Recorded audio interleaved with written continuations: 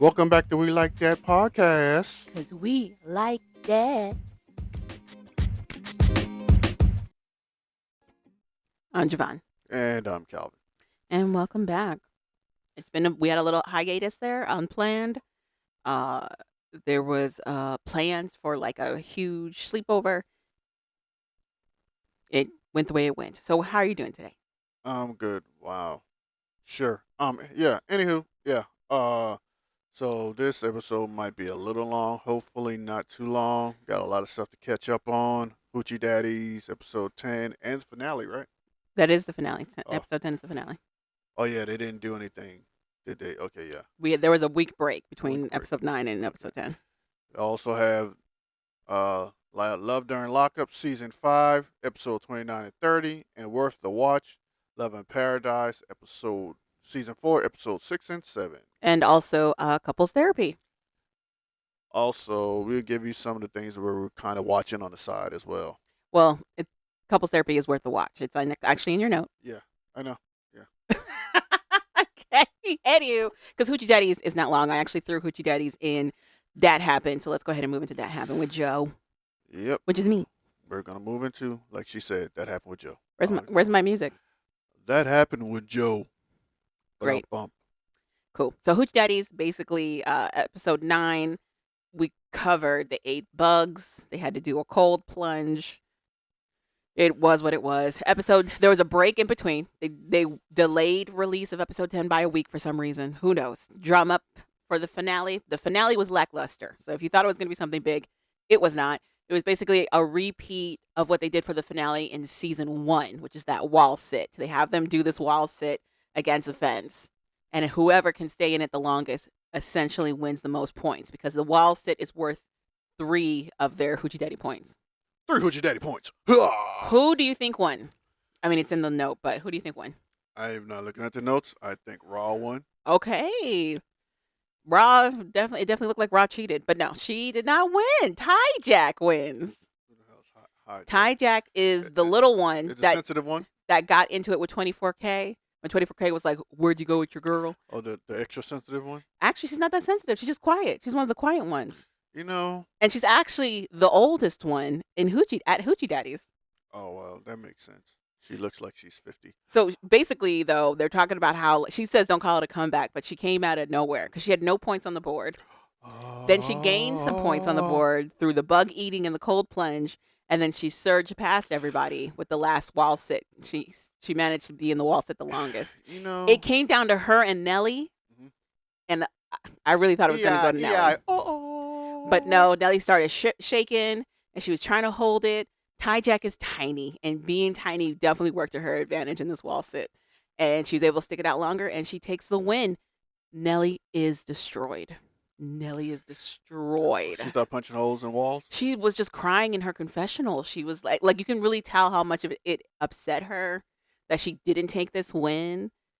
The whole run for Nelly's storyline through this season is that she wanted to showcase how hard she was, like how tough she was. And you can tell that she thought this would culminate in her being able to take the win, especially with it being a wall sit, especially with her being a personal trainer, and she'd be able to take that win. But that's not what shook out. And she's really, she's happy for Jack. She's like, if anybody else had to get it besides me, I'm glad it was Jack. But she's really destroyed by it. But I really loved was the other girls, really going hard for Jack, really being proud of her. They said they call her auntie. They would throw jokes around and call her auntie because she's the oldest one there. I loved that Montana was 110% the hugest fan for her. It was adorable how it ended, but it was short. It was mad short, but at the end of all of it, Jack won. All right. I thought Raw won. So the oldest one won? Yeah. Oh, wow. Oh, great. Good for her. Okay. Hopefully this leads to more Hoochie Daddies? Independent Tubi movies for her. This was not on Tubi. Roles. This was all on YouTube. It started in Tubi, but this latest season is not on Tubi. It's on YouTube. Hopefully she'll be in this new season of Detroit. Detroit? Yeah. What's that stupid Tubi movie? Movie? TV show that started on Tubi. I want to say something. The D. Yeah, the D. Hopefully she get a spin on the D. She's not in Detroit though. Maybe this will help her get into it. How? Maybe They're this not new connected. This is Hoochie so Daddy fame. bizarre. Maybe this new Hoochie Daddy fame. You're so I'm just trying bizarre. to give her some positive light on what she just won. Because we know it's not going to do anything for her. Well, she gets to go to Costa Rica. That was one of the prizes. She gets to go to Costa Rica. She gets the Hoochie Daddy chain. And she gets to say she was a Hoochie Daddy. They're already talking about doing like a season where it's all the winners, an all winners season.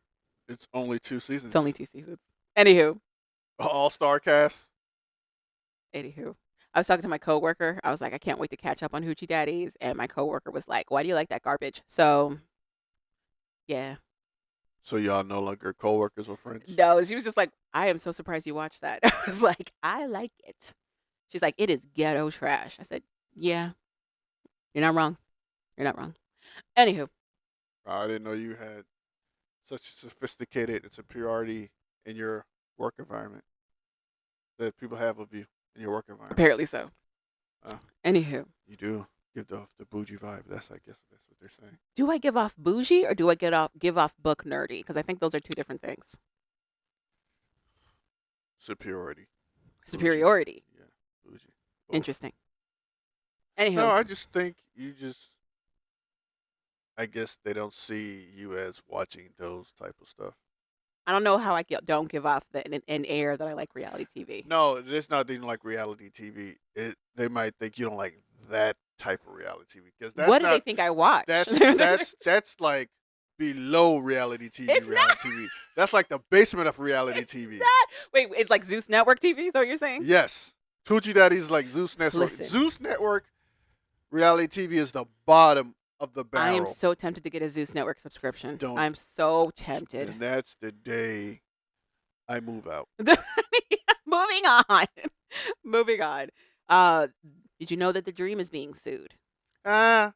Was that him? Is that him? Yeah. I didn't realize this. I thought that was T.I. I thought that was T-Pain. No. Because isn't that the club song?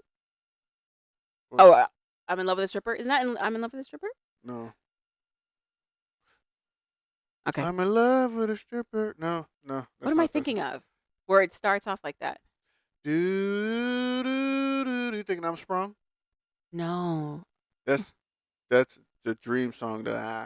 Maybe Akon. Say, Shorty, what is your name? We gave him drinks to drink. We drunk them.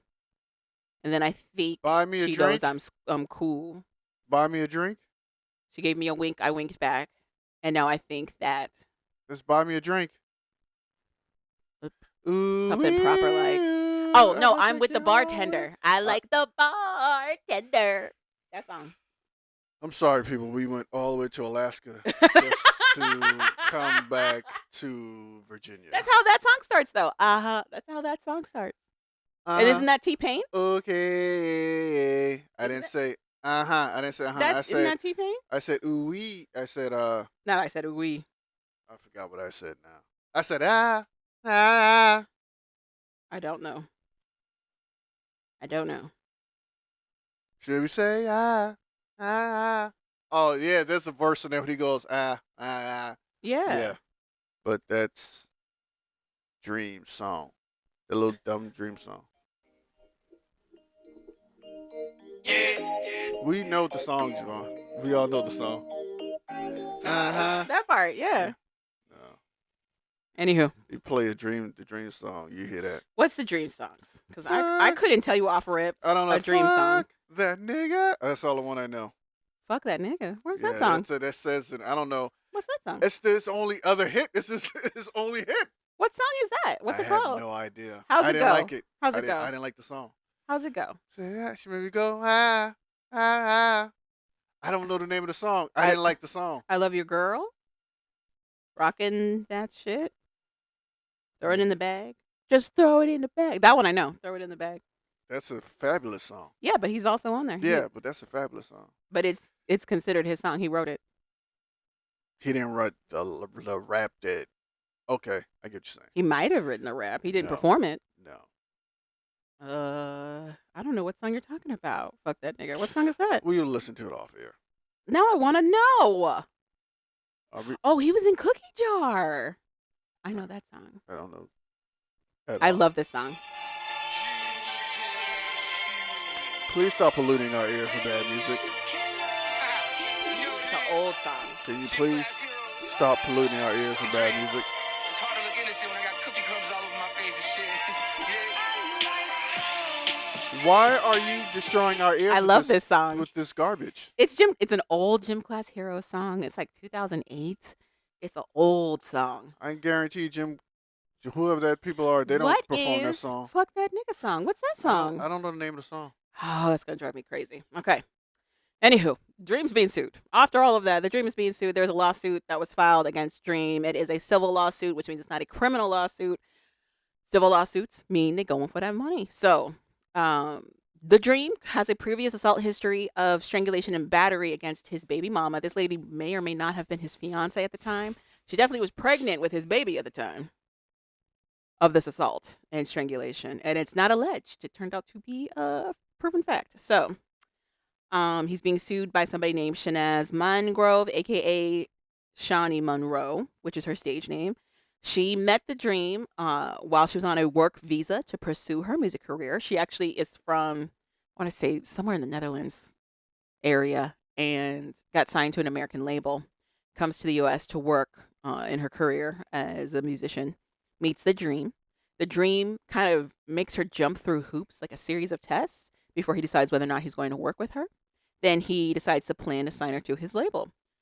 As the professional relationship continues, the Dream uses manipulation tactics to coerce her / control her. He uses his collaborations and professional relationship with Beyonce and Rihanna to coerce Shawnee into being groomed by him. He lays down basically like if she wants to work with him and excel in this industry, she has to let him do whatever he wants to her. Basically, he talks about having a music sanctuary and how he has one with Beyonce and how Beyonce and him are so close because of this, and he's responsible for Beyonce's hits at this time. This is like 2012, 2013,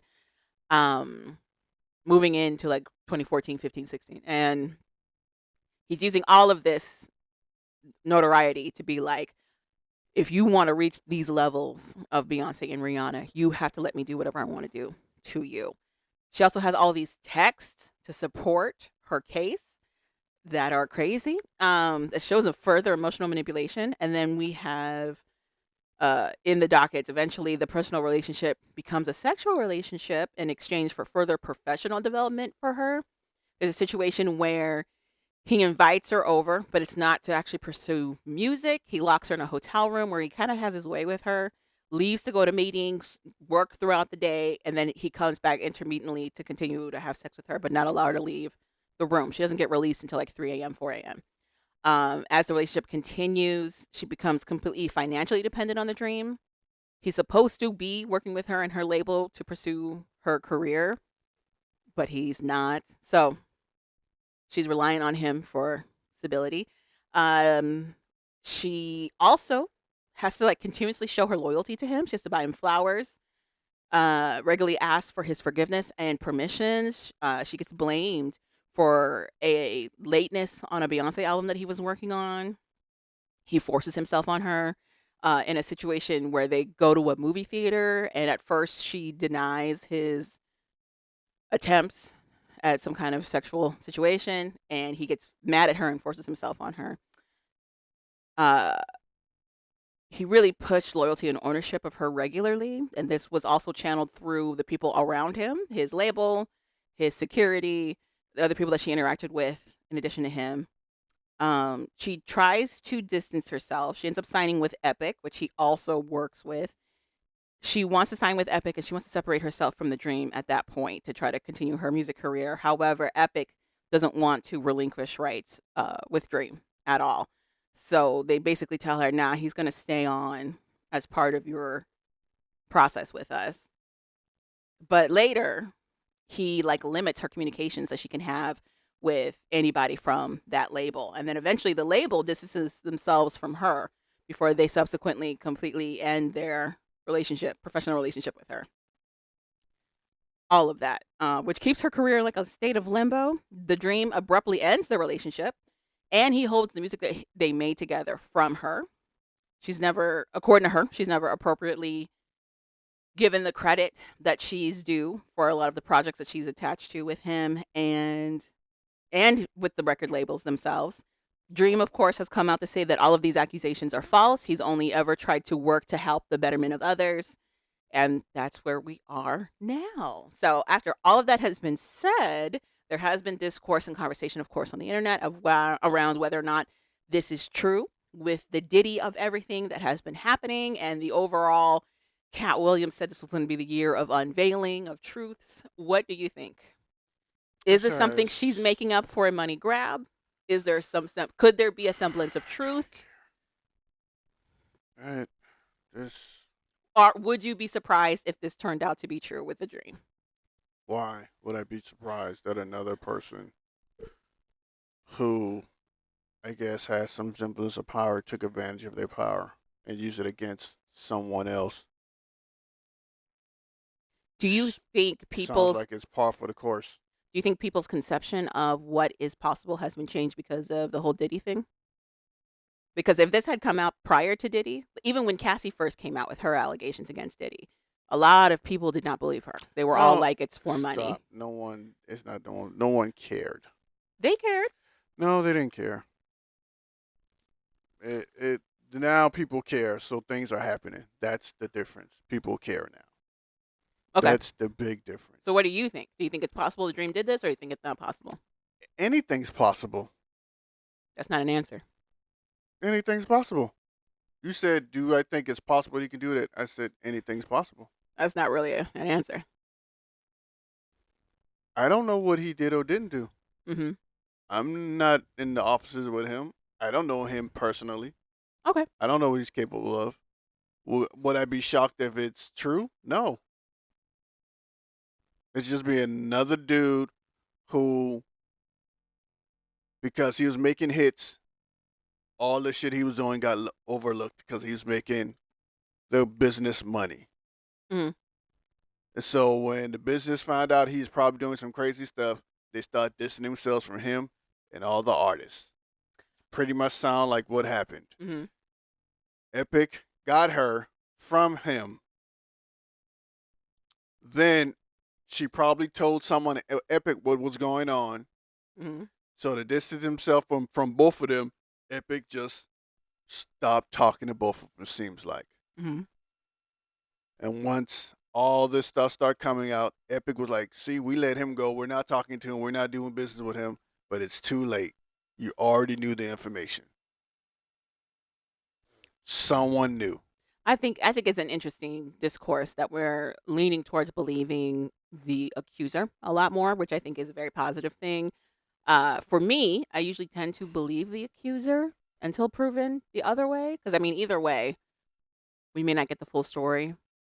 I'd rather be wrong in supporting somebody that felt that they were mistreated or assaulted than outright deny their experience, in my opinion. Do I think it's within the realm of possibility that the Dream is capable of this? I absolutely do. I do think it's absolutely possible. I am interested to see what else could shake out from this. So Christina Milian was married to the Dream around the time frame that this started. I wonder if she hasn't already, if she's going to say anything about this lawsuit.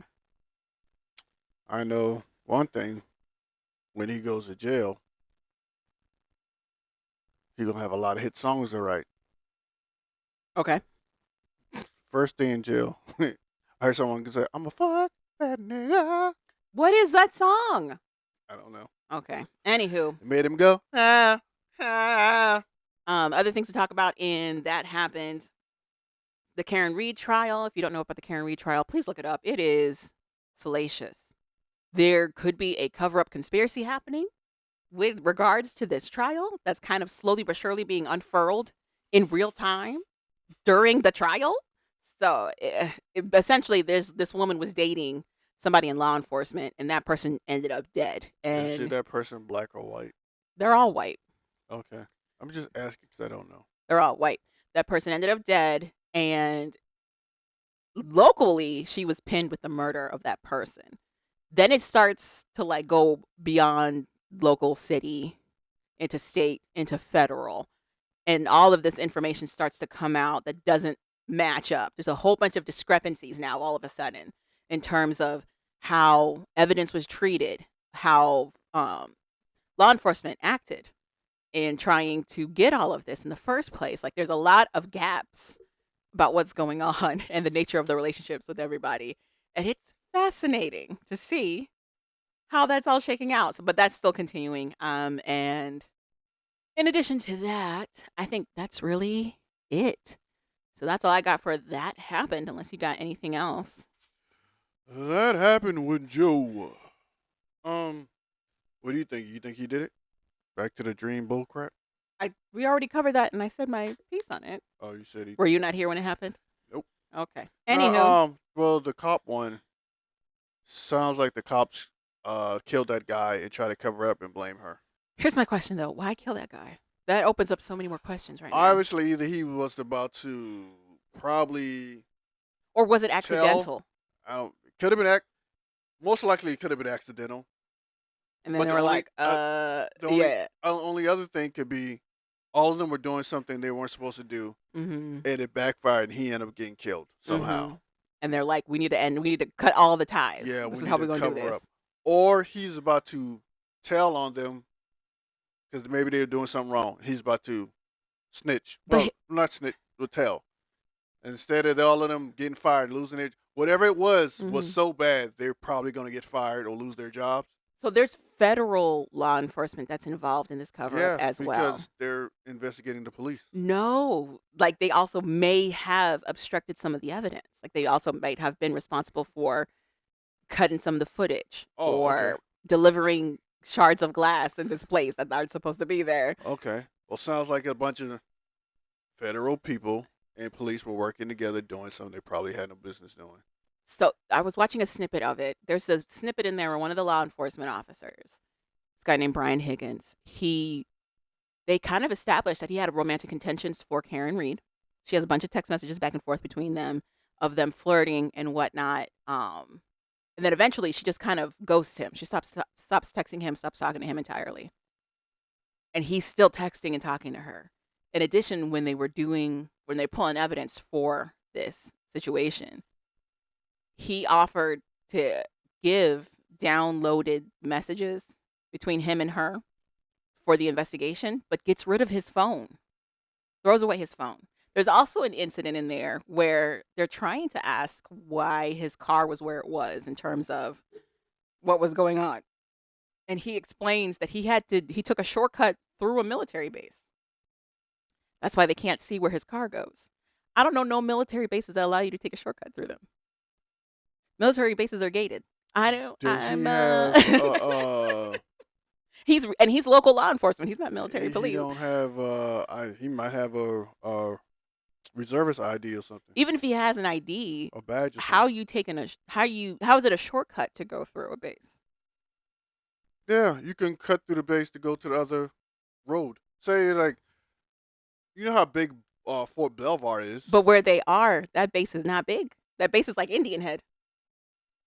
Okay. Well, he can still probably cut through that to get to another road. What they were pointing out is there's no other roads Oh, okay. leading to it. Okay, then That he lied. base is at the end. Okay, then he lied. There you go. Easy, That's what they're saying. easy investigation. He So lied. so the other thing is none of these guys are technically on trial for the criminal act of this. They're all witnesses. So anything that's shaking out right now probably could be used for a case in the future, but right now it just looks real shaky trying to pin this on this person if she did anything. So anyway, moving on. Do you want to do Worth the Watch? Yes. All right. We watched, or I should say I made Calvin watch Couples Therapy season 4, which is on Showtime. If you have Paramount Plus, you get Showtime as well. And that's how we watched it. I was fascinated. They talk about the dynamics of the couples, the dynamics of communication within those couples, and also how the dynamics of trauma relate to all of that. What would you say are your biggest takeaways from the season we watched? We watched the full season, all 9 episodes. That therapy helps. Okay. A lot of these people are living their trauma from their childhood in their adult life. Okay. That's pretty much the main takeaway. Those were your takeaways. Yeah. I was really fascinated by how these people who endured this trauma, the things that they created for themselves to get through it, to survive it, which technically would be a good thing because it got them through these hard times, how it doesn't become a good thing later. Like how that same protection they created for themselves becomes harmful. Like, and we see it to varying degrees. There's a gay couple who both come from very traumatic childhoods, and the different ways that they created protections for themselves is now conflicting with each other. They both created this protection in opposite ways. So one person learned to shut down. They learned to shut down and disassociate. And the only thing that pulls them out of being paralyzed like that, out of like not responding, period, is anger. So their go to is anger. And when they're not No, angry, they're no, shut down. no. It's rage. They go to rage. Rage is related to angriness. I think they don't. I think they go past anger. They go straight to rage because they black out. They do black out, they disassociate, but the word he uses is anger. And the But what word I'm that saying keeps is, getting used with the therapist is his relation to anger. to me, that's if you to me anger okay is one thing, but if you blacking out to me, that's rage. Neither one of us are professionals, so I That's found just it saying to me interesting that the therapist was like, "Yeah, anger." So, um, because they don't want.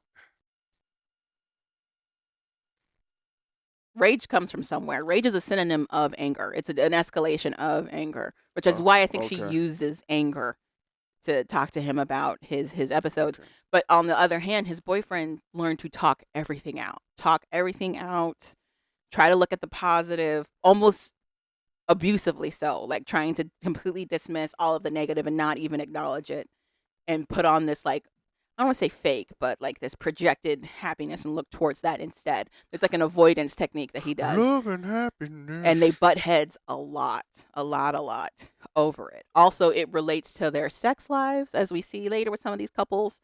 This trauma stretches itself out into their sex lives and how that impacts their partner. It was fascinating. I just think it's crazy how much baggage people just can't let go and just continue to take with them, and that ends up piling up to the point where they damn near have nervous breakdowns.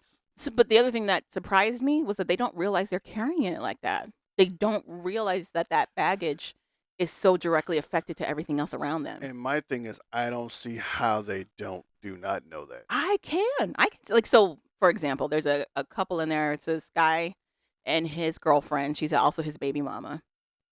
At first, like first surface glance when when they're talking, it looks like you got a single mom who is struggling with being a single parent and wants help from her boyfriend, who doesn't want to do that. He feels like he shouldn't have to step in as a parent yet.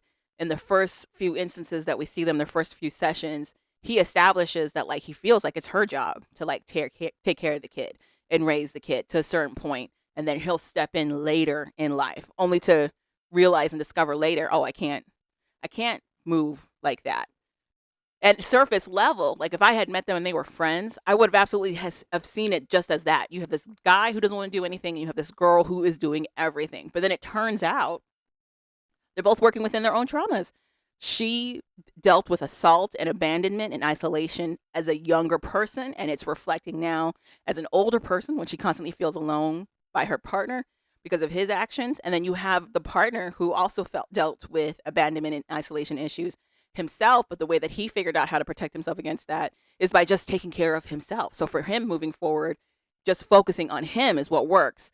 But they are a unit together, and it's through this therapist that they start to discover, oh, well, maybe I am not allowing the space for this or the space for that. It was interesting. It was interesting, especially like in instances where they thought something was not necessarily connected to another argument that they had, but it was absolutely integral to that argument. It was Also, fascinating. yeah, there's also a couple where the girl's mother was trying to save her from her husband because he is evil and he's the devil, No, that's not what happened. and she doesn't listen to her mom. There's an Asian couple who if you have any experience with with Asian communities, there is a hierarchy in terms of where you're from and what that means in terms of class and status. So you have a Chinese man and his Korean wife. So that's already like very interesting. Um, there's a lot of built into the culture that you kind of marry where you're from heavily. So the fact that they didn't is already whew. And then on top of that, she has a codependent situation with her mom, who is heavily religious and hasn't had the best experience in terms of her own life. There's a lot of trauma for her mom, in addition to the trauma she experienced as a child with her mother, in addition to the trauma she continued to experience as an adult with her mom. Her mom does this, in my opinion, a projection, but her mom basically didn't like anything that disrupted her relationship with her daughter at all. And she views the daughter's husband as an enemy. And to the point where almost all of their conversations around her husband relate to death. He's going to kill you. Any child you guys have that's also going to die. He's a danger. It's a matter of time before he hurts you. It got to the point where her mother becomes almost violent with her husband, and she had to make a choice of continuing whatever this relationship is with her mom or choose her husband, and she decides to choose her husband. First of all, Javon, But she's dealing with a lot of the guilt that comes with that. Javon is not telling it right. That lady had a premonition about that man.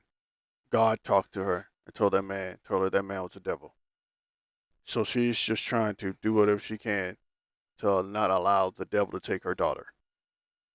That's how I see that. There's a part in there where the daughter says that her mother told her she had a vision, a premonition that her husband was the devil. As somebody who has some experience with Asian communities, I am not surprised that there was a toxic relationship between the parent and the child like that, or that they went to this extreme to prove their point of why they shouldn't be in their lives like that. That's not surprising to me, unfortunately. I've seen it in my real life like that for some people, which is extreme.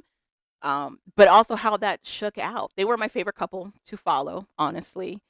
But also how it just kind of shut her down, like in regards to being intimate with her husband, being affectionate with her husband.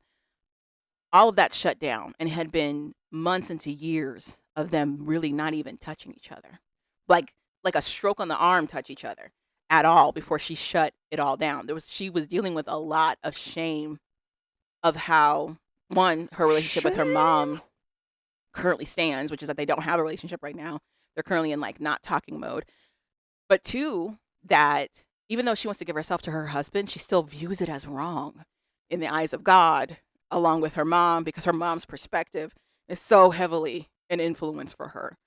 And it was very interesting to see how they tackled that with the therapist.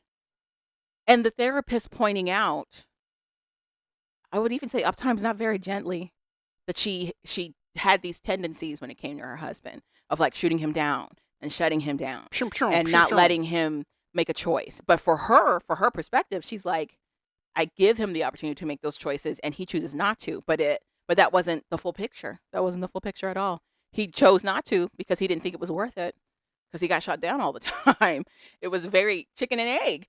But they try things out to see how it'll work for them. They try to be adventurous. They try to get romantical in some spaces, and it seems to work. It seems to work well for them.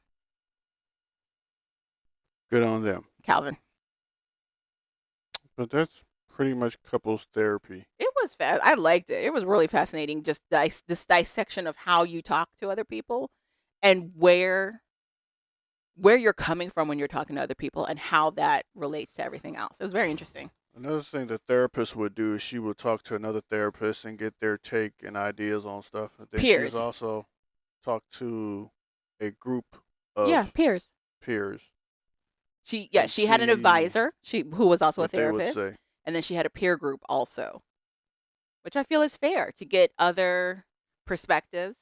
That was the other thing that kind of I found interesting, was like having this third person perspective in their relationships kind of knocked down some barriers for them also, which I could see in real life. Like if you have a disagreement with your partner in real life, it's real easy to dismiss them. But having that disagreement with a third party that's not in your relationship, for whatever reason, people tend to believe the perspective of that third party a little bit more than their partner's observations. Sound like hate to me. How's that hate? I don't know. Did you have a favorite couple? Not really. It wasn't the throuple? No, because apparently I don't read enough and know enough about polyamory. Polyamory? Yeah, that one. To It wasn't an interesting dynamic. talk about it. So It was an interesting dynamic. it is what it is. Ugh.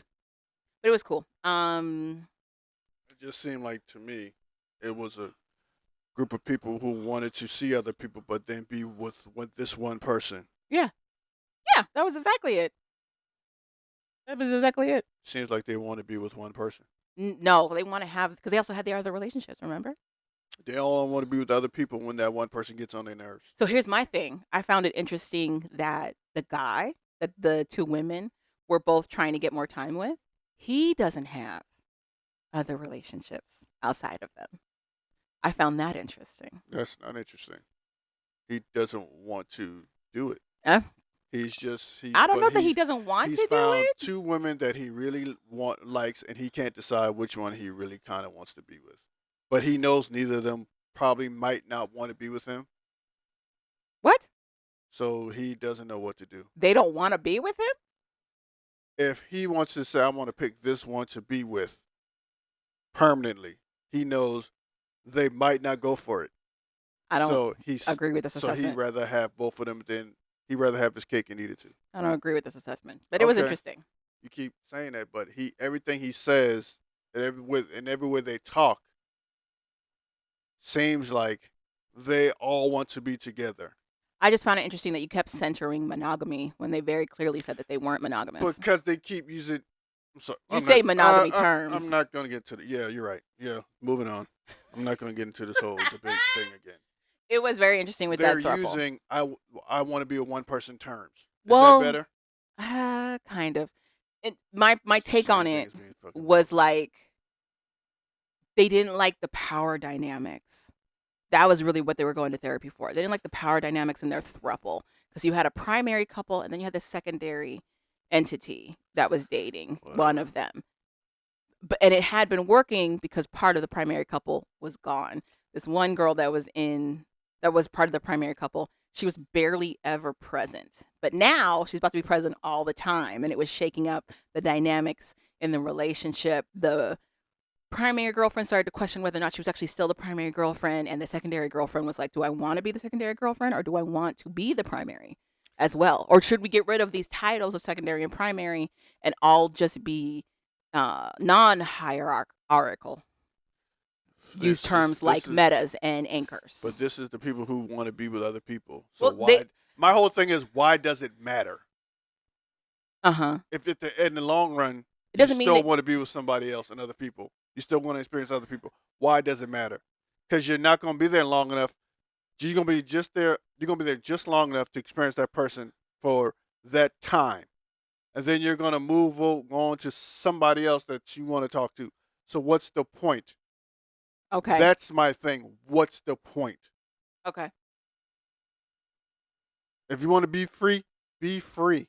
Okay. There's no point in telling I need your time.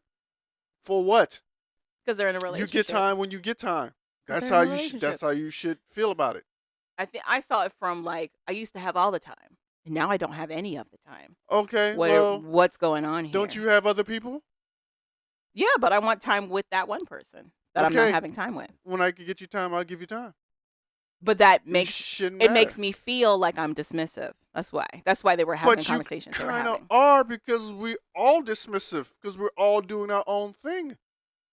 But he wasn't. Remember, he wanted to be serious with both of them, but neither one of them wanted to be serious with him. But it Was the seems, situation? but it seems like they both want to be serious with him. It felt like They- ownership. Honestly, it felt like ownership to me. It didn't feel like they wanted to be serious. It felt like the primary girlfriend was like, I already had claimed him and he's always been in my corner. And now all of a sudden he's not. And then the secondary girlfriend was like, I don't like planning and I don't like having titles of like boyfriend and girlfriend. but he's been a part of my everyday for a while now, and now he's not, and My I whole have a thing, problem with it, it shouldn't matter according to you. Okay. because of the life you live. I learned You're that living. Calvin is definitely monogamous at the end of all of this. That's what I learned. No, I'm You're not what monogamous? I'm what I feel at the time. Okay. Meaning, if I'm in a relationship, I'm in a relationship. I can do it. It's not that hard. Okay. No one said it was hard. I'm just saying. They're just in several relationships. But what comes with that is demands of time. And what comes with that is And my prioritization whole thing is, with those you partners. can't demand that when you're trying to seek that all over the place. You can. No, you can't. You really can't. Yeah, you can. Because the time you want to spend with me, maybe I don't want to spend with you. Maybe I want to spend with the other person. Okay. You just got to deal with it. Well, that's where that communication comes in. Because remember, he would make plans and then change them last minute. That's Like I where all said. that communication comes in. Well, I'm not going to be in whatever this is, and then you're going to tell me I want to spend time with you, and I got to, nah, I'll see you when I see you. But then you wouldn't have had that agreement in place. You know what I mean? You wouldn't, if this was you wouldn't have even had that agreement in Even place. if we had some type of understanding, at Mhm. some point it's going to break. Well, okay, so that is the other thing, is that people are constantly evolving. They're constantly changing. So how That's does the- that dynamic That's work the like point. that? That's my point. So it doesn't matter what type of stipulations you put or whatever you do. At some point, somebody's going to feel a different way or want something else, want something to change. Well, I mean, that happens in monogamous So- relationships too. What I'm saying to you is, but that's different though. Is it though? Yes. I don't know. I feel like in If I'm monogamous with you, if relationships, things change, it turns into cheating. That's what if happens. things change or something change, I have to come up to my point. Do I want to deal with it or not? If it's yes, I deal with it. If not, I can. The respectful thing would be to tell you, Mhm. break up and move on. Yeah. Okay. What they're doing, they don't need to do that. They just can be like, hey, I just don't want to do it. This is what I want to do. And the other person should, because you're doing, we have no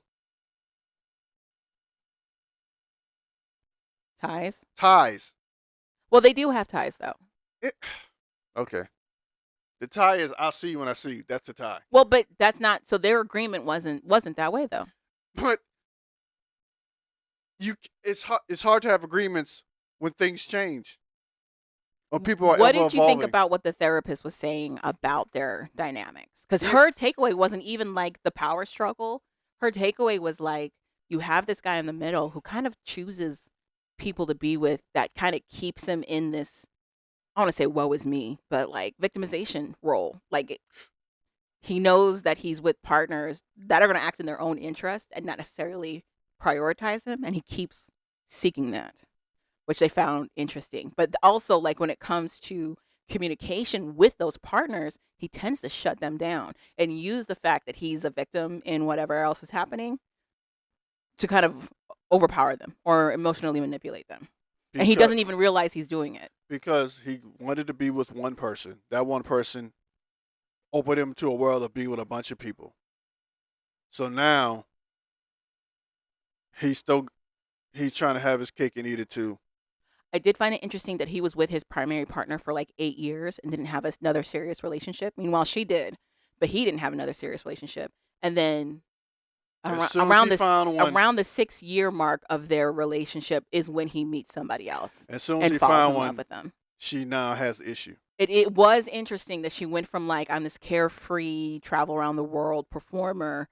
Now she's like, I'm looking for stuff that's closer to home so I can, prioritize my primary partner. Because- and now there's these other Exactly. challenges. It's like, I want to be this, but I want to have a hint of monogamy. What also cracked me up was there's a part in there where the secondary partner is like, she tends to blend into the background, basically. Like she has these opinions about the relationship, but she doesn't necessarily bring them to the forefront. And as she's talking about it with the therapist goes, that's a very, very interesting, assessment from you. Turns to the primary girlfriend and goes, how does what she said, what she said, how does that affect you? And the primary girlfriend just goes off on this tangent about how excited she is to see another girlfriend. Doesn't even talk about the actual question that was at hand. It was very interesting. So, but it was interesting. So if you like looking at relationship dynamics, communication within those relationship dynamics and how that all works out, and see how a therapist tackles those challenges in order to help everyone, this is a show for you. This is the show for you. I'm tempted to watch the previous seasons. One of these seasons has a Mormon couple in it, and I kind of want to watch that one because they both left the faith. It's a situation where they both left the faith, but the wife in the coupling is starting to like separate herself from her husband, and he really made all these big changes kind of because of her. So I kind of want to see that one, but I don't know if I want to subject Calvin to watching that again. Whatever. Okay, anyway, moving on. So did you think it was worth the watch then? Couples Therapy season 4, was it worth the watch? Yeah, it was cool. Okay. As long as you don't start yelling and stuff. Okay. A nice watch. You want to bring us into the next one? Which one are we doing? Are we doing Love in Paradise? Yeah. So Love in Paradise. Kyle and Anika. Are you playing a game? No. You know I can see the reflection in your glasses. Yeah, whatever. Kyle and Anika. It's still awkward as crap. I don't remember what happened. All those episodes are blended in. There's bullet points I see on it, the thing. and it's not Anyway, Kyle and Anika. So jarring anything. Kyle, in case you forgot, is the donator. He's the sperm donator who volunteers his services because he can't charge for them because that'd be a gigolo. And Anika is the girl who he met. So he's a free gigolo. Yeah. That's Yeah. so. Yep. That's so upsetting and sorry. Except that they can't just have sex. They can't just have sex. It has to result in a in a pregnancy. Anyway, Boom, boom, boom. Anika, aka Annie, is the girl who met him through his services portal, So he's but fell in love gigolo. with him apparently, and is trying to seek a relationship with this dude. However, he doesn't want to stop donating, and that's a big challenge for her. So when we left off, the podcast left off, they had just kind of reconciled after their fight. But everything is still weird and awkward. Kyle went to go get tested for STIs. Cause which he on was fire. jarring. He also let it be known that he donated very recently, like while he on his way to go see Annie. He was donating. He went take that. So Anika goes and talks to her friend about the whole situation, and her friend's kind of like, I don't know what's happening. Like, why are you choosing this for yourself? And here this idiot comes in. Hey, my name's Kyle. I donate sperm for free.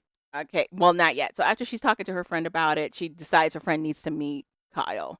So they're having a luncheon. Kyle comes down to meet him. He's his typical Kyle self. And Annie's friend is trying her best to see the good in this relationship. Trying her hardest. She's like, wow, it seems like it's very important for Kyle that he be a donator. I see that him and Annie have a very interesting dynamic together. Annie sees this as a win. She likes that Kyle was there and present to meet her friend. She likes that her friend kind of signed off on the relationship. It's kind of like, well, I'm happy for you guys to see where this goes. And this relates to Kyle also talking about how like he does want a romantic relationship with Annie because he does do this donation and is trying to have kids all over the world.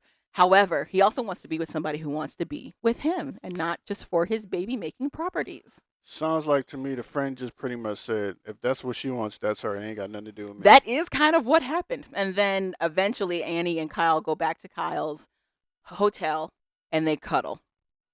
There you go. He got that box. I don't know what that means. What, you ready for our next couple? Yeah, he got that box. He got it. He went.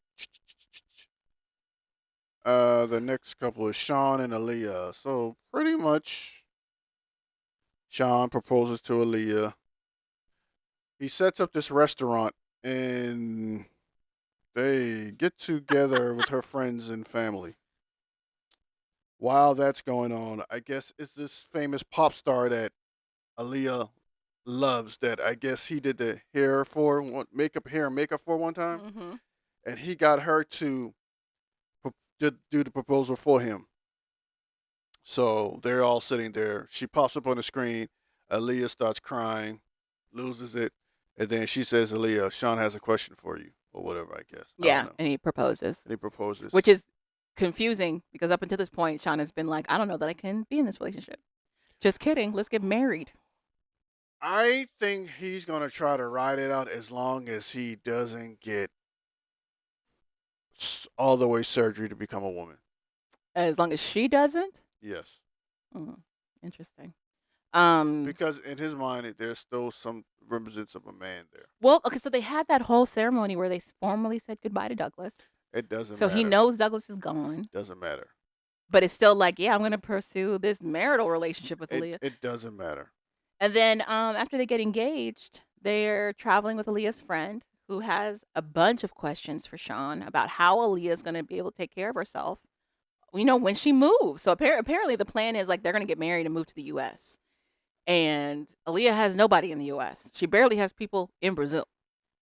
So not only will she be financially dependent on Sean, she won't know anybody to really be making moves without Sean. Apparently, Sean might be a little controlling. Aaliyah kind of alludes that Sean might be a little controlling. So how would that also affect Aaliyah? Like, is she going over there just to lose herself, or like what's going to happen? Sean doesn't like this line of questioning from the best friend.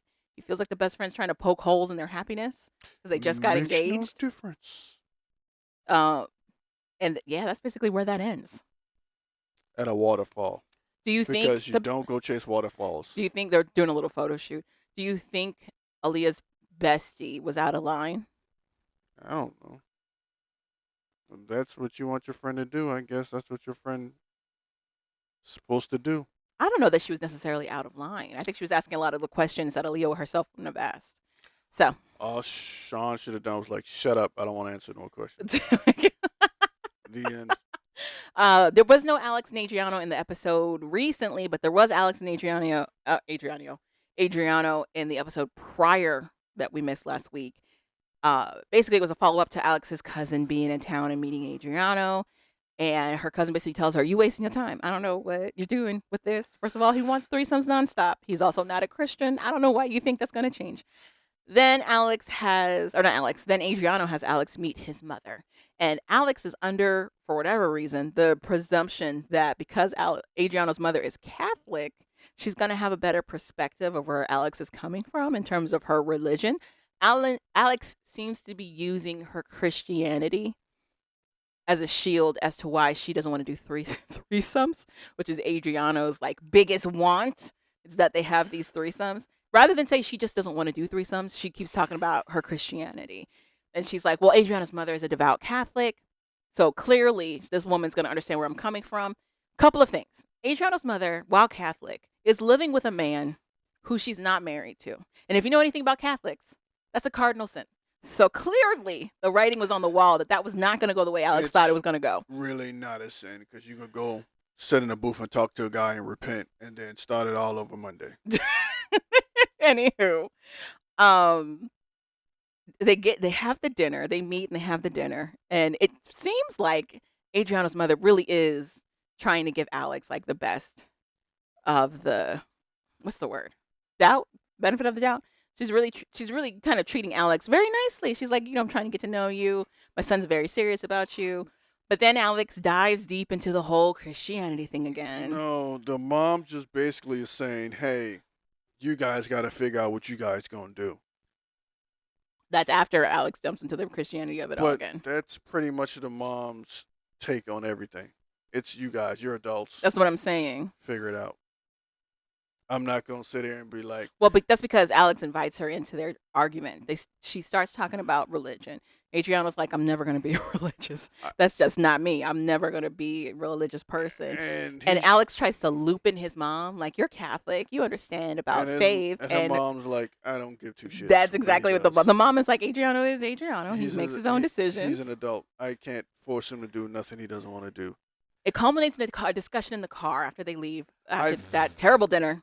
I think she was trying to get the mom to side with her over her son. Yeah. And the mom thing is, I don't get involved in my kids' relationships. I don't even know if that's necessarily the mom's thing, or she just knows her son. That's what she seems like she does. I'm not going to get in the middle of any my kids' relationship. Mm-hmm. Which a lot of parents, some parents would do. Hmm. They're just like, I'm on the outside. Ain't got nothing to do with this between y'all. Y'all adults, y'all figure it out. I just found it very interesting that rather than cut cut it off, clearly at this point we're not going to agree about this particular thing. We're not going to agree on it whatsoever. Rather than cut it off, they continue to try to like manipulate each other by being like, I love you, therefore you need to do this thing. It's because they don't want to be alone, and two, they want to stay on the show. It's very interesting. So they have this heated talk in the car where she finally relents a little bit more about how the bigger issue is the threesomes. Him not being a Christian is an issue for her, but him wanting threesomes is the bigger It's issue. not an issue. There are a lot of Christian or saved people who are married to people who are heathens and devils and evil. But it is an issue for her I shouldn't because say- we get more information as to why she's this way I shouldn't now. say devils. Just people that don't go to church. She returned to the faith after a very bad experience romantically. She had a few years where she called it her partying years, where she felt like she was doing too much, basically. Her introduction into threesomes was during that phase. Adriano and Alex both talk about how like it wasn't her choice to get into threesomes. It was something she was kind of manipulated into doing. So there is a lot of shame and guilt with that. When she first meets Adriano, though, she tells him, yeah, I've had experiences with threesomes and it's something I could see myself doing in the future. But now she's like, I'm not doing it, period. And for Adriano, he keeps referencing that she one time said this thing. And she's like, I said it then, but I don't want to do it now. The issue was the threesome that she had. Probably, number one, wasn't her idea, and she got tricked into doing it. And the way it turned out, it backfired on her. So This is all conjecture. She doesn't go into detail about what happened at all. I'm assuming that's what happened. Okay, Because she conjecture. can just be like, I don't want to do a threesome. My thing is, it's very evident he does. So I don't understand why we're still having the same argument over and over and over again. There's also a point in there where she's trying to battle him into being a Christian, and he's like, I have to accept you for the fact that you want to be a Christian, just like you should accept me for the fact that I don't want to. He makes a very strong point by saying that, and then she kind of flips gears and is like, well, let's talk about the threesomes. Clearly, they're not going to get beyond this. Because it doesn't matter about the religion. The religion is just icing on top. Hmm. The real cake or the meat of the problem is the threesome. It's been my experience that if you're an adult who returns to Christianity, it hits a heck of a lot stronger than when you're a kid who's in I Christianity. don't think it really does. I think for I her, think it does. I think she's just using it as an excuse. I think so too, but there's also like this almost like strict following. You're harping that on comes it with it. because you aren't a religious person. So I'm to you- harping on it because I'm not a religious person. Yeah, so in your mind, she's using this, and it's one of the issues that she has with him, Calvin, she straight Really? up said it is one of the issues. but it's not. Okay, but she said it was one of the And issues. I'm And that telling was you- not me harping on I it. get That was what you're her saying. saying it. But I'm telling you, it's not, because every time she says that, it goes back to the threesome. She's trying. It's like you said. She's trying to use. What it about the as a- part where they invite him to say grace before they eat, and all of a sudden it's an issue for her that he doesn't want to do that. Also, her bringing it up to his mom, thinking that the mom's faith, even though it's not the same faith that she shares, is going to be enough to get him to get on board with her. She thought that was about her way in. But what I'm saying is, it's not me harping on the religion. She is making it a focal point. I will show you that it's not for her, and she's just making it up. When they were eating the whole time, did he ever pray when they were eating together one on one? No. Right. She was fine with it. It wasn't a problem until her cousin said, "Are we going to say grace?" Mm-hmm. Which leads me to believe she doesn't have an issue with it. She fronts when other people who are like her cousin. She don't want to look bad in front of her cousin for not being whatever. What I'm saying is, I'm not making it up that she's holding this religion on a pedestal. I'm not making that up. Okay. Okay, I get what you're saying. And what I'm saying to you is, I think she's making it up. Okay. how important it is. How important it is. Okay. Because So me harping on it because I'm not a religious person I didn't is just in my head. I didn't mean that. I just have a bad poor choice of words. Okay. And I don't care what I say a lot of times. Wow. So who cares? Wow. All right. Well, this heathen's going to continue on to Luke and Madeline. I don't understand the games that are being played right now with Luke and Madeline. I have no idea what's going on. I don't. So when we left off, Luke and Madeline were fighting about the prenup. He had a conversation with his friend Brian prior, who was like, "You need to protect your assets. Homeboy is poor. He doesn't work. His businesses are not off the ground, but yet he needs to think of a prenup for Madeline for whatever reason." Brian really hammers home that he needs to protect himself against Madeline for some reason. You said something that Brian and his girlfriend is friends with Madeline. Mm-hmm. Why does he care so much? Yes, I did say that. Why does he care so much? Okay, that's random. So Because I want to. Luke is still trying to pursue this prenup. It's not going anywhere. Then they decide to take a break and go on vacation. On their vacation. I have a question. Did Luke ask him to get a? Did Luke try to talk Brandon into getting Brian into getting a prenup with his girl? They didn't establish that. And he met Brian while in Colombia. He met Brian after he was already with his girl. So if he did have that conversation, I don't know when. Oh, whatever. So anywho, so they kind of like put a pause on the prenup conversation. They're gonna go glamping. They go glamping at the same location where he proposed to her. The video of that proposal is up on their socials, and it's everything you think it's gonna be. So Madeline is still insulted and hurt about the whole prenup thing. She views it as distrust and doesn't understand why he doesn't see her side on it. I don't want your money. If I want your money, I'll be with somebody else. You don't have no money. The other thing Luke drops is that he invited his friend Brian and Brian's girlfriend, which is Madeline's best friend, to meet them where they're glamping at. But Brian's coming with some kind of news for Luke. Luke also talks about how like there have previously been rumors that Madeline is for whatever reason cheating on him, that she might have some infidelity that's happening when he's not there. Oh, maybe that's why he has you might need to get a prenup talk. Who knows? So he said like there was rumors before that Madeline might be stepping out. He addressed it with Madeline, who was like that would never happen, and he let it go. But now Brian might be coming with more of that news for whatever reason. In talking about Brian and her friend coming, they start talking about the prenup again. And of course, it ends up in a fight. And it's Luke being like, it's just to protect me in case of whatever. I'm making all of these sacrifices for you. I'm giving up all of these things to be with you. The least you can do is sign this prenup. And it's Madeline pointing out, I didn't ask you to do none of that. I didn't tell you you had to do any of this.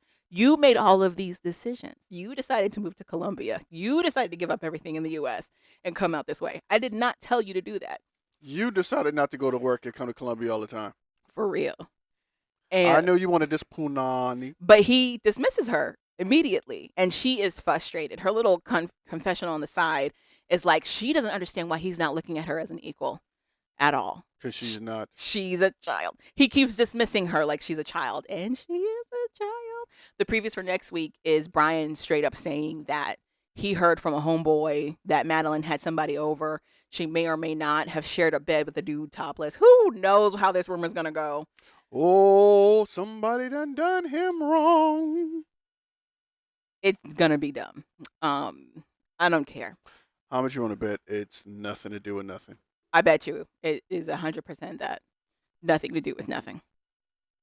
I don't understand a lot of the logic being used on Luke's end for this. But we're going to make it into something. It doesn't make sense. And in my conversations with Calvin, I was like, I don't know why Brian has it out for Madeline. Like, I don't understand what's going on, especially when his girlfriend is best friends with her. Like, what's going on? Do you think Brian wanted Madeline first? And that might be why he's doing all this? And ended up with the girlfriend instead? It's a possibility, but also gross. Possibility, but also gross. It is what it is. Or do you think Madeline was messing with him, dropped him to get with Luke? Touche. Who knows? All right, moving on to love during lockup. During lockup.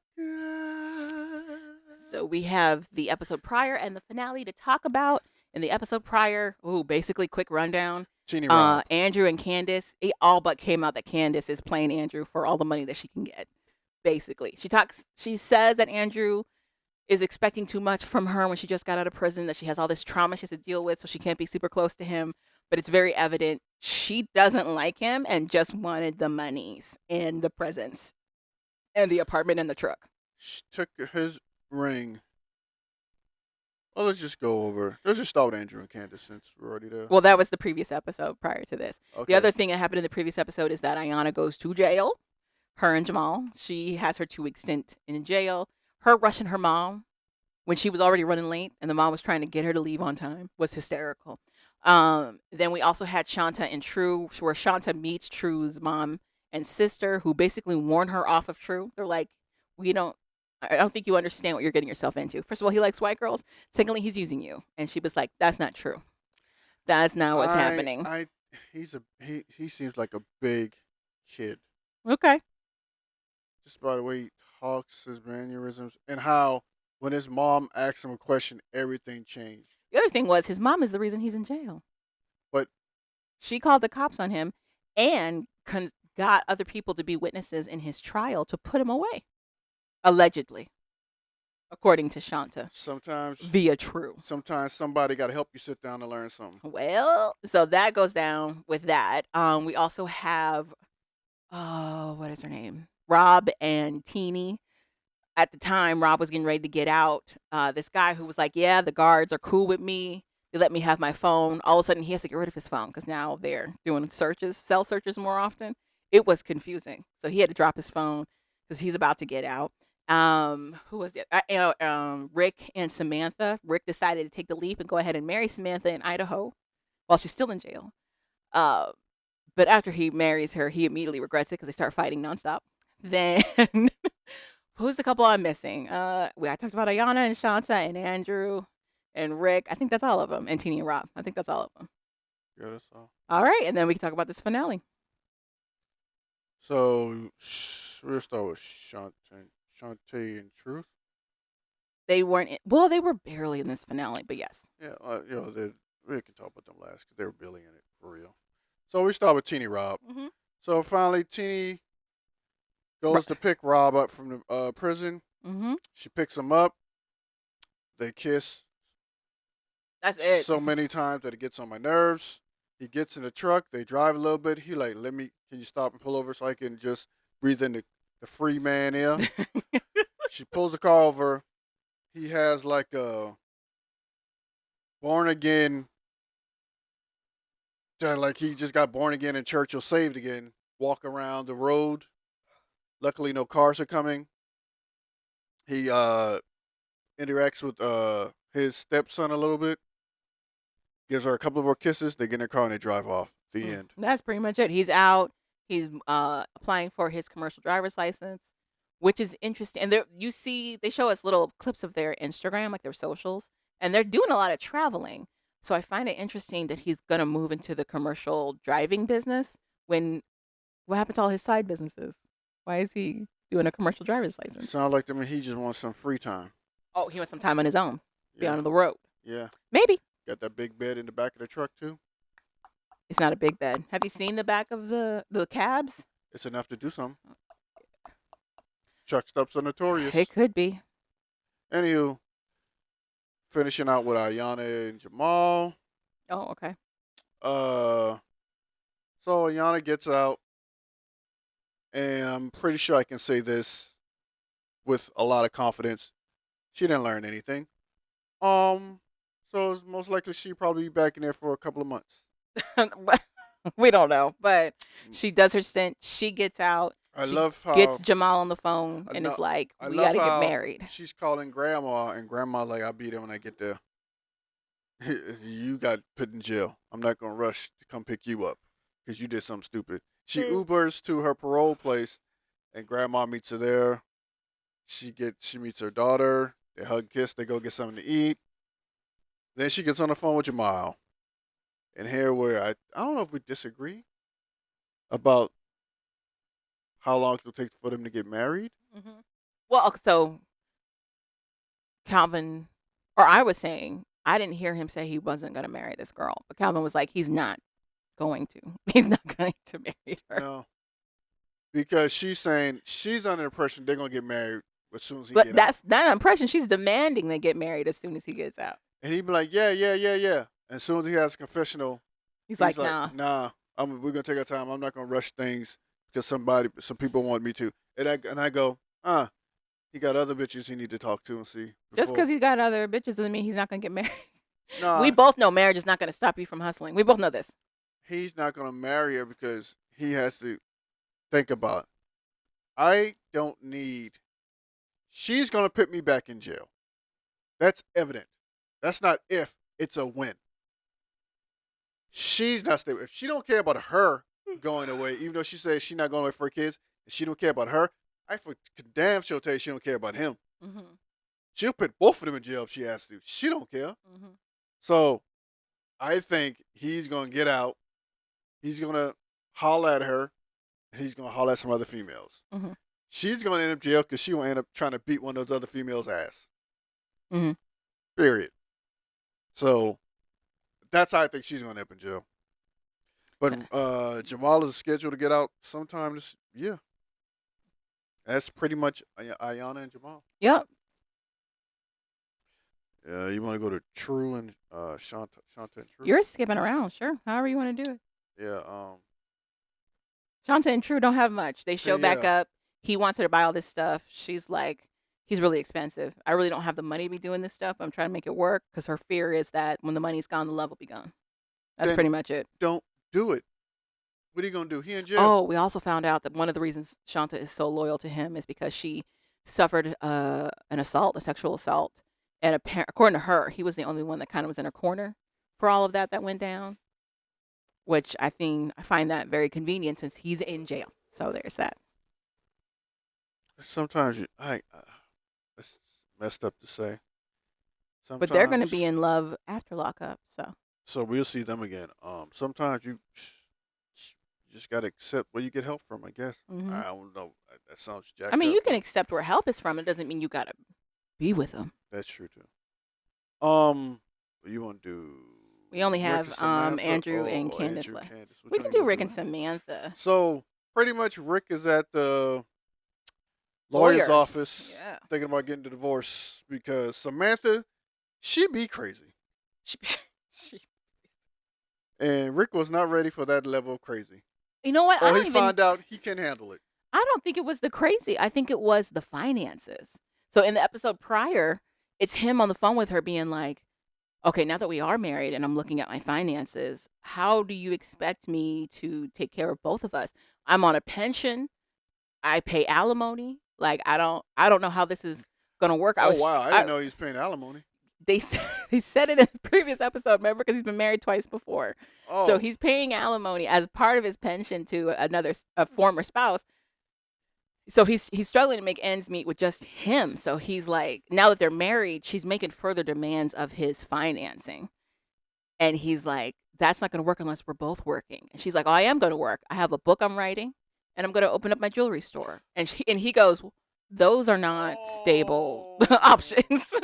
Now it makes sense why he pull a shoot so fast. He said, I'm gonna pull a shoot before I You have to say put-" fast, but it wasn't fast. They were married for 6 months. That's fast. That's not. Actually, that's not. That's fast. In my opinion, that is not. To me, that's like 2 months. To me, that's like a blip. Or, sorry, opposite of a blip. To me, it didn't seem like that. Because, first of all, she's not there. It's not like they got married and they were together. What I'm saying is that's still quick for me. That's still quick. That's 6 months right now feels like too much. Because remember, we just got into this year and it's already July. Think of it when you were on June. your deployments. That's a long time. Maybe if it feels like you in hell, yeah. But He was in hell, remember? regular, well, yeah, you're right. So maybe, yeah, maybe. But it makes sense why he pull a shoot. I'm still say fast. I don't think it was that fast. Because I think it's a certain amount of time. After a year or so, you got to pay alimony or do whatever. Woo-tee-woo. Mm-hmm. I think in the first 6 months you get there, you ain't got to worry about it. Y'all just split whatever you had and then you go separate ways. Mm-hmm. Because it's almost like you got married and had it annulled. Yeah. You're still in the range of time for it to have it annulled, really. Actually, I think you only have 90 days to get it annulled. No, I think you have up to a year. So that's why he pulled the shoot. Because he's like, I ain't got no money. Well, I he's ain't pulling. trying to pay alimony no more. Again, I'm out. Honestly, I don't think he was ready for marriage because when the topic of marriage had come up before, it was her pushing for them to get married, and he was like, "We don't have to get married. Like That's we right. can just date." And That's she was right. like, "Nah, we got to get married. Yeah. We have to be married." Yeah, that's right. And he was like, "Okay." Yeah, yeah. You're right. Yeah. So then she gets her wish, and he drops thousands on her in Idaho for like her honey-do list. He's getting supplements and clothes and jewelry and all this stuff that she Yeah, he wants did. and spending insane amounts. When he was with his pimp, and his pimp took When him he to was the with his medicine pimp. shop. Took him to the medicine shop. And then he gets married to her, and almost immediately they're fighting over little things. She's still kind of belittling him and saying that he's not being enough of a man for her. And then on top of all of that is the financial thing. And as it's getting closer and closer to her getting out, he's like, I'm in trouble. So Rick's I'm in like, trouble. I could be enough man for you, enough man to leave. What did you think of his meeting with his niece? And she calls him. He says, I used to be a player. And she goes, you still are. What did you think of that? I don't know what that meant at all. You still are. So what she's saying is, when he was with that girl, he was cheating already. Is that what that meant? To me, or that's okay. So, okay, sounds like she was saying he was seeing Samantha and seeing other people. So really, he wasn't really faithful to begin with. Or am I misreading that? Ugh. Somewhat. I don't know that being a player in his particular case meant infidelity, but I do think it meant that he had a couple of what do they call them, logs in the fire, or kind of whatever. He had a couple of, I don't know. He had other things moving at the same time. Basically, between the ladies from the reunion and Samantha, his niece kind of implied He had a that couple of backups. he was keeping all of these things open, basically, like not really shutting any of these things down, even though he was pursuing marriage. So the niece must have been right, because soon after divorce, he's at the bar, and who shows up? Crazy lady from the old high school reunion friend. The one was on the phone, was like, he didn't tell me you was getting married. So here's the thing. here's the thing. I found it interesting. I don't even know if that was after the divorce, or if that was during his procedures with it. Because he stops talking to Samantha. She complains that he's kind of ghosting her. Yeah. And she's like bullying him again on the phone. And it's like, are we staying together or not? And he's like, I don't know. But he's at the lawyer's office. So he does pursue the divorce. And that lady looks so happy. Told you I'd get him. Thought I was drunk at the party, and I said that. Joke's on you. We were all drunk at that party. I think the statement he gave that lawyer about how he loves love was accurate. I don't think the relationship parts is necessarily what he's looking for. It's just being in that love space. Maybe I didn't love when I was out there. Mhm. So love was trying to get me. I'm like, love, if you come over, I'm gonna punch you dead in the face. Get the hell away from me, love. Not right now. Get the hell away from me. I'll catch up with you. We holler. I'm kind of upset. I want to see more Rick. How do we continue the Rick socials? Because I don't know how this works out. Does he end up having a relationship with that lady Probably from the reunion? Does he do it? How does this shake out for him? But that's pretty much Rick and Samantha. Yep. And now all that's left is Andrew and Candace. So in the previous episode, Candace was like, yeah, I am playing Andrew. She doesn't say it like that. The production is like, was there ever a point where you were just using Andrew to get what you wanted? Yes, the whole time. She smiles and then kind of PR statement like says, I'm not going to deny myself the finer things. So if there's an opportunity for me to get the finer things, I'm going to take it, is what she says. Whatever, bitch. Just say yes. Later, she tells Andrew that he's triggering her issues and trauma around being with men who abused her. Just being around him is kind of reminding her of all of that. And he's like, I'm going to give her space. I'm going to step back. We're going to take the break so that she can sort things out. Spoiler alert, she was already making moves with another dude. With another dude? She wanted space, but she wanted space enough to get some other penis in her. She tells Andrew we need a break and then continues to use that man's money. He apparently paid for a beauty salon experience for her that she completely takes. And then later she's like, yeah, drop off the key to the apartment, drop off the truck. As a matter of fact, do all of this. And if I don't see you before you leave, just know that we'll keep talking. Okay. And this is after he's established that he has talked with her parole officer, and for all intents and purposes, him and her are in that apartment, which is not what's happening. Also, he asks her, "Are you going to see me?" Yeah, he's like, I before I want to leave?" see you before I leave. And she's like, no. So, I don't condone Oh, Lord. punch people in the face. I do condone punching people in the face. I don't condone men punching women in the face. You But- condone it? But it was ever one time I would look the other way. Why would you phrase it like this? It'll be this time. Why would you phrase it like this? Because I think Andrew need to get his lick back. Oh, my God. He can get his lick back financially. He doesn't have to be abusive. I think he need to get his lick back. He can do that financially. He can take her to civil court. First of all, Andrew don't like he could punch that hard anyway. He can take it to civil court. She hit him. She probably like, okay, Andrew. You There's done," other and ways to walk get your off. lick back. Anywho, He kind of does. So we find out later. She's been chatting with an ex the whole time. And as soon as she got another out, crackhead. that's who she's trying to be with. We then find out 3 months after her supposed break from Andrew, she meets and marries her ex. And they're now together. For Andrew's part, once he finds out that it's really done between them, he breaks the lease on the apartment, so he's no longer paying on the apartment, and he gets the truck back. Breaking a lease is not cheap. So I am interested in how much that was for him. But at the very least, he no longer has these particular financial ties to her.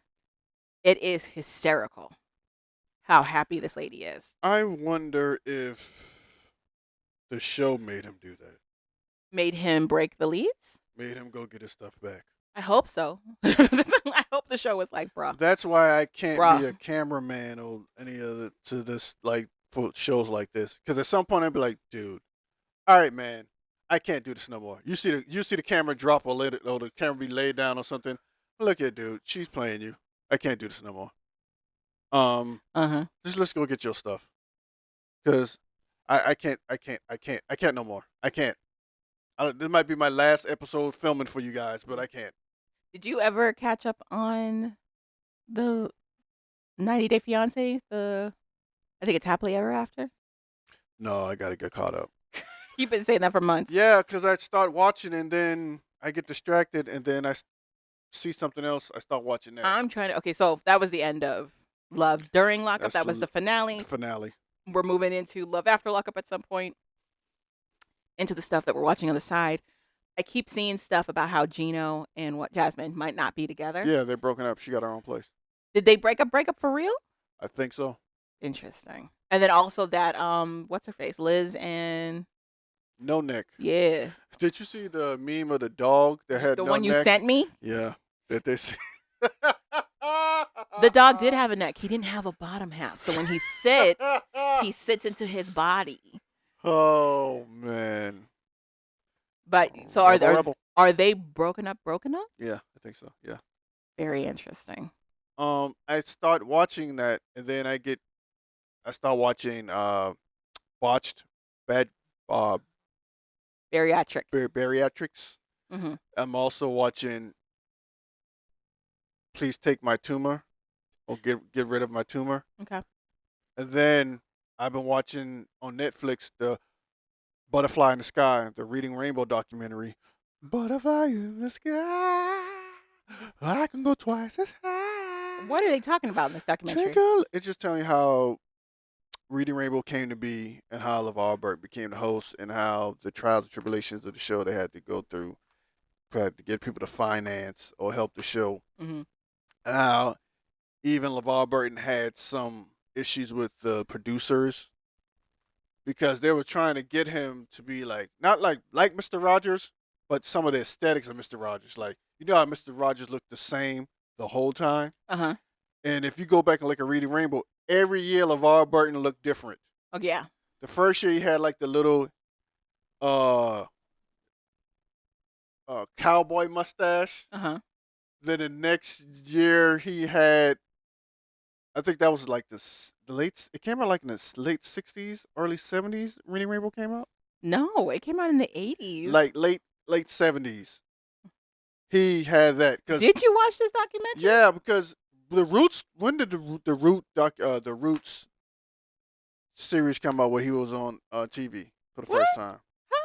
He did Reading Oh, Rainbow. Roots the series. Yeah. Oh, I He thought you did- meant the he- group. No, Roots the series. He That was did, the 70s. Okay, so right after that, at the tail end of the '70s, he started filming Reading Rainbow. He did Reading Rainbow while he was still doing Star Trek. That wasn't the 70s. No, his right after he did the Roots the series, they hired him to be the guy for Reading Reading Rainbow. Rainbow launched in 1983. Okay, so that's a couple of years. So he wasn't on Star Trek yet.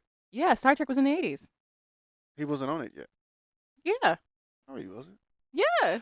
Anywho, the first year he had a mustache. The next year he came back, he had earrings in his ears. Star Trek started in 87. Okay, so he was already in Reading Rainbow by that time. Yeah. So he was changing his look every year, and they were like, "Yo, we're trying to get you to Be consistent. be consistent, and so the kids can know, I guess, whatever, Better recognize they him. can recognize Yeah. you. But you change your look every year, Okay. it's not gonna help." He's like, "This is how I feel. This is what I want to do." Uh-huh. So he said, retrospect, he understand what they were saying, Okay. but he was he was going through phases in his life. But it also, as a young viewer who was watching it, I didn't take it. I still knew who he was. But It wasn't you gotta confusing. realize TV at that time and how people thought about TV at that time. Uh-huh. In a linear, one way, one path. Uh-huh. If we're on this station, Uh-huh. this person's the lead on the station. Uh-huh. How has he been able to be the face of this for so long? He's looked the same. He did it this way. Boom, boom, boom, boom, boom. We gotta keep this aesthetic. I understand the mechanics of that. Of like, this is how it's been and this is how it works. Mhm. But what I'm saying is like him introducing a different style every year, it didn't take away anything for me, the viewer. Yeah. The producers say that now, that they realize hindsight it didn't change anything. Uh-huh. But back then they weren't looking at it like that. Well, yeah, it was the early 80s. So, Yeah. And you have a black guy who's a lead for something. My further argument with that, though, is that if you remember TV back then, reruns weren't really a thing either. You had to hit 100 episodes before they could start doing syndication like that. So we would go through months of not seeing him.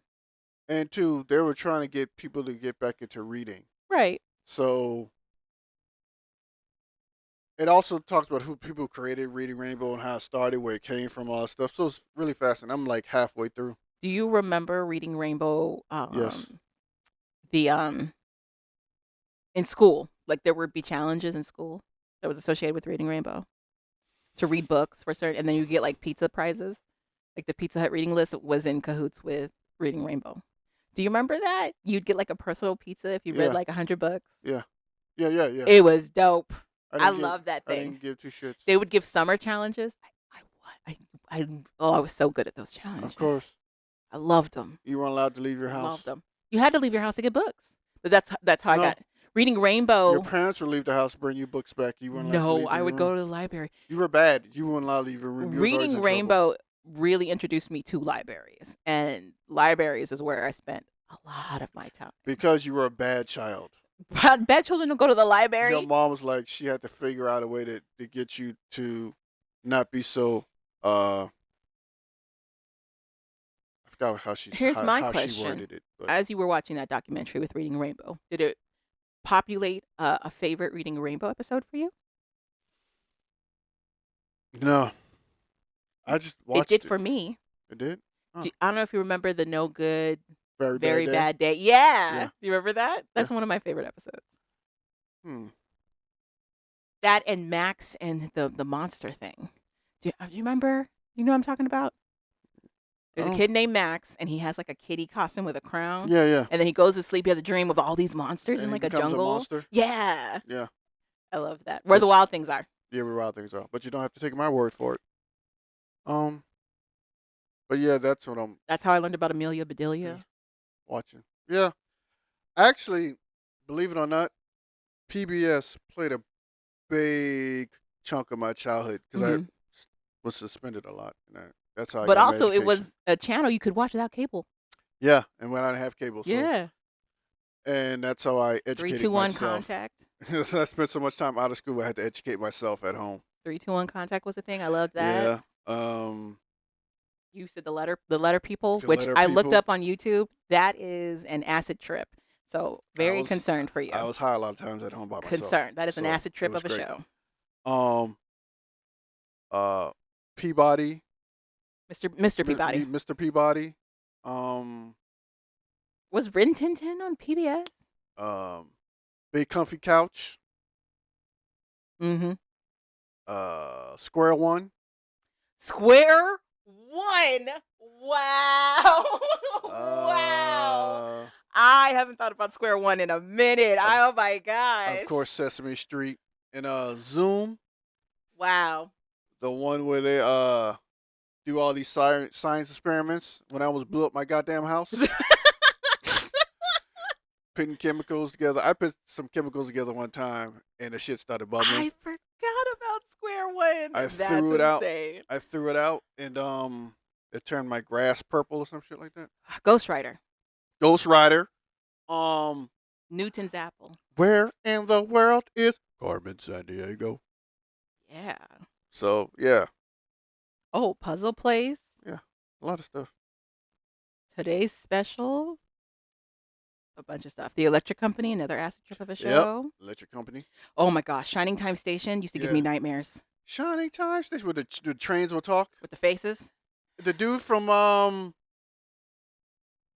what's that big time band back in the Ringo. 70s? Ringo, the Mhm. drummer from the Beatles. Beatles, was He was one of the conductors. one of the conductors. Yep. Oh man, Shining Time Station. Terrified. Lamb Chops Play Along. Lamb Chops Play Along was fun. Barney. Mr. Rogers. Shining Time Station where dreams come true. Oh, Beekman's World started out on PBS. Yeah, Beekman's World. I thought it started out on Fox. No, Beekman's World. Yeah. So there's a lot of things that PBS has been great doing. In terms of children's programming, Children's absolutely. program. I think that's what a lot of kids are missing now. Well, there's a lot of options to watch it. Like right now, there's a lot of stuff on YouTube that they catch instead. PBS still has some stuff, but Mhm. there's a lot of stuff on YouTube. So, yeah, what else are you watching? I watched Deadly Influence, the social media murders. First episode of that. It was hilarious. The first episode of Sin City Clickbait. It was about back in like 2012, 2013, 14 maybe. There was a cable show called Gigolos, and it was a reality TV show around guys in Las Vegas, well, Nevada, who were gigolos and like what that looked like for them, like how they had these everyday lives that they were trying to balance with also being on call for these people. And it was through that show that I learned that like a lot of their clients aren't necessarily women. But anyway, one of the first episode for this new series that's on Max, it's also on the ID channel if you have that, was talking about how one of those gigolos was involved in a death. He may or may not have murdered this woman. It was very interesting how they took this guy like from obscurity. I guess a pimp. The pimp saw him on social media and was like, he'd be a good guy to add to my gigolo team. He flies down to Florida to meet this dude and talks him into signing an agreement with him to be a gigolo in Vegas. He ends up doing that. He excels at it. He becomes very popular. He gets on the show. He's on the show for several seasons. And he's just kind of flying high. He meets a woman that he falls in love with during this time as well, who's just also kind of in that influencer lifestyle. And she only dates gigolos for whatever reason. She only dates them. I'm a gigolo, So spending his lots whole of dough. world is kind of revolved around this identity of him being a gigolo, being very popular, and dating this woman. But then it crumbles. The show gets canceled. The girl breaks up with him, and he goes through into a depression. He starts to kind of stalk her, basically. And eventually she makes it like really known that she doesn't want anything to do with him. So then he is kind of spiraling, trying to figure out what else he can do because he can't go back to what he was doing. Crack. Even the gigolo business that he was attached to, the pimp that brought him on gets rid of him. He says it's because they had a disagreement in You're not bringing in more compensation. bitches, nigga. You know what I'm saying? You They, gotta bring they in had a bitches. disagreement in compensation. He wasn't taking meetings with clients seriously. He was like showing up late or not showing up at all. So he just drops him. And then this guy is trying to figure out how to maneuver. Rest of my money, Post Brad. that, he leans into psychedelics. He gets into drugs. He starts dating somebody new. And then he starts taking this new venture into being like a yogi, basically. He starts getting into natural healing, all of that. And it starts to kind of take off for him, but he's also heavily doing drugs. He's also doing steroids to keep his physique up.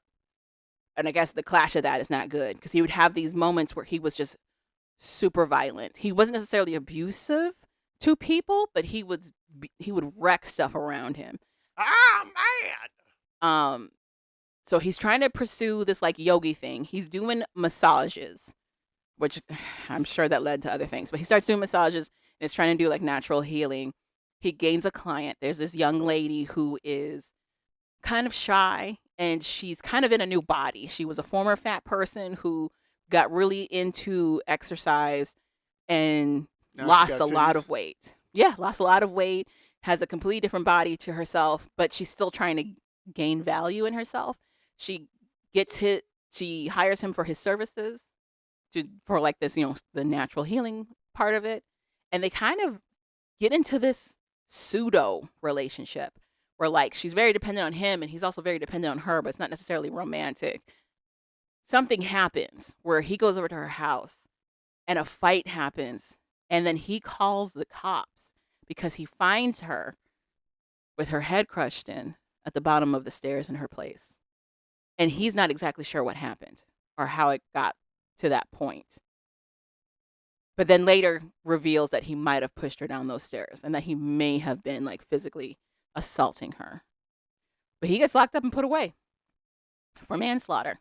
And he's still in jail now. So I watched that. I watched the Movie Pass documentary, Movie Pass, Movie Crash. I learned several things. If you remember Movie Pass, it came out in like 2011. It hit its height around 2016. It was a Movie Pass subscription service where you pay like $10 a month and you can watch as many movies as you wanted. It wasn't a great system for the company, but it was a great system for their consumer because you could watch so much.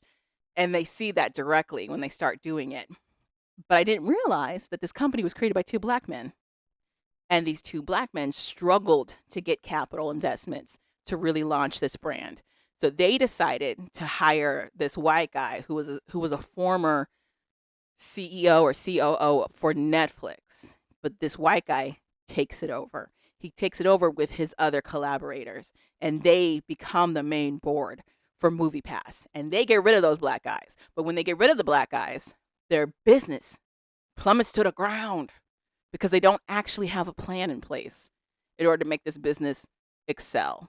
They get all these other power players in place who are all basically looking out for themselves. They get one dude who ends up laundering money out of there. So there's that. He was like stealing money from the company. Then you have another dude who was known for creating all these quick, rich scheme type businesses. The Psychic Network. He's got. Do you remember Purple Drink? Sure. You actually took me to one of those meetings where you're trying to sell grape juice, basically, Sure. but they act like it's a cure all. He Sure. was behind a lot of those. Okay. Did you invest? Did I invest? No, Okay. but the FBI ended up getting involved because there's a federal investigation against these gentlemen for making promises to consumers that they knew they couldn't meet. Excuse me. They call it something else. But basically, they're on trial right now for this. But it kind of ends happy. The black guy who originally started it, managed to buy it back in its bankruptcy because it went bankrupt. He manages to buy the Movie Pass company back in its bankruptcy, and he was able to turn a profit in the last year. So it's slowly but surely starting to go back up. But that was fascinating. And then I watched the Nick Carter documentary, which also was fascinating. Sounds like you watch a lot of great stuff. I did. And I believe those women that are talking about Nick Carter. I found it very interesting that grown adults, well, I shouldn't say it's very interesting, but the hardcore fans for the Backstreet Boys, especially hardcore fans of Nick's, they refuse to even entertain the idea that he could possibly have used his power to do anything. Even though in the documentary, they showcase how this child was sexualized at a very, very young age. So, fascinating. But what theme music is this?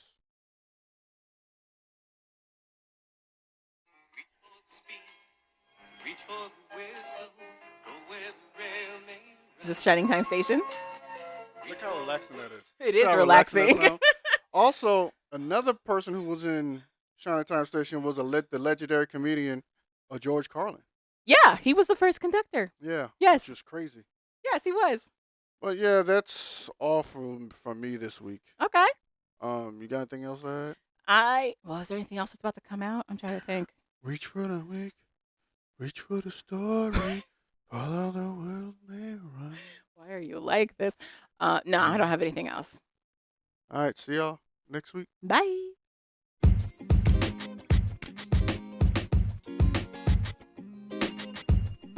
Thank you for listening to We Like That podcast.